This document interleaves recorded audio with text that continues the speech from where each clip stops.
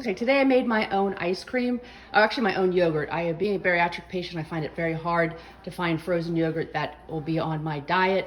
So I bought this Cuisinart frozen yogurt machine. Here it is. It came out with fantastic, and it's fantastic consistency. I put blueberries in it. I used the Kikos 000 yogurt. I did use heavy whipping cream because I can have fats because I have to be on a keto diet now. I did use honey. I only used a certain amount. I used a half a cup of honey. I used a full cup of whipping cream, and I used 3 cups of the Kikos.